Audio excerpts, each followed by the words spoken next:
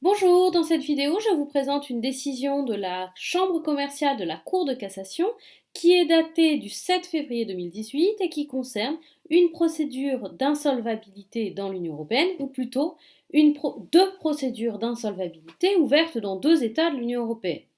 Dans cet arrêt, la Cour de cassation casse la décision de la Cour d'appel sans renvoyer. Alors, en l'espèce, que s'était-il passé? Une procédure a été ouverte à l'encontre d'une société dont le siège social était en Roumanie. En Roumanie, un tribunal roumain a ouvert une procédure d'insolvabilité par une décision du 27 juin 2012. Parallèlement, en France, à la demande d'un client de cette société, une procédure de liquidation judiciaire a été ouverte par le tribunal de commerce de Créteil par un jugement de 19 mars 2014 qui est depuis devenu irrévocable. Dans cette décision, il avait été décidé que la cessation des paiements était fixée au 19 septembre 2012.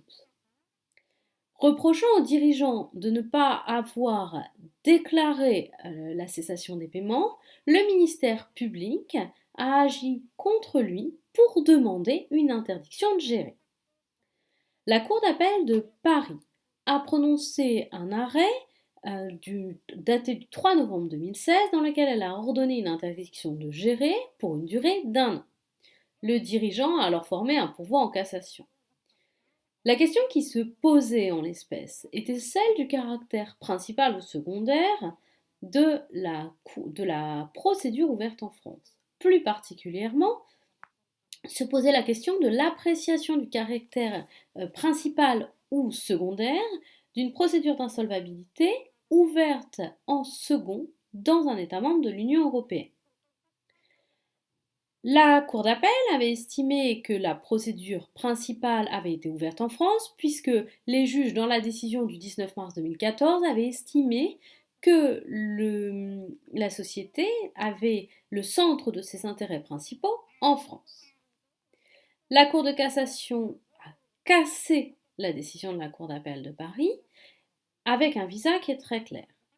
La Cour de cassation a constaté, au visa des articles 3 et 16 du règlement 1346-2000 du 29 mai 2000, qui est relatif aux procédures d'insolvabilité, que la procédure ouverte en Roumanie avait été ouverte en premier. Dans son visa, que je vais mettre en commentaire de la vidéo, dans son visa, la Cour de cassation se fonde sur deux décisions de la Cour de justice de l'Union européenne, datées du 2 mai 2006, la décision Eurofood, et une décision du 29 novembre 2012, la décision Christiano-Paul, dans laquelle la Cour de justice de l'Union européenne a estimé que la première procédure ouverte devait être immédiatement reconnue dans les autres États de l'Union européenne. Donc, en l'espèce, même si le jugement du tribunal de commerce du 19 mars 2014 a déjà autorisé la chose jugée, il n'est pas possible d'écarter le caractère secondaire de la procédure qui a été ouverte par ce jugement.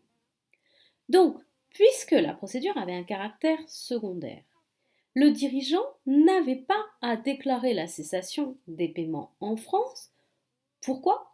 Tout simplement parce que lorsque une procédure secondaire est ouverte, le caractère d'insolvabilité de la société n'est pas réexaminé dans la procédure secondaire. Donc, puisque le dirigeant n'avait pas à déclarer la cessation des paiements en France, il ne peut pas être condamné à une interdiction de gérer. La Cour d'appel avait prononcé une interdiction de gérer d'un an. Il ne peut pas être condamné à une sanction en France. Dès lors, la Cour de cassation a cassé la solution de la Cour d'appel sans renvoi. Voici pour cette décision qui allie à la fois du droit international privé et des procédures collectives, et je vous présenterai dans de nouvelles vidéos d'autres décisions de la Cour de cassation. Je vous rappelle mes coordonnées.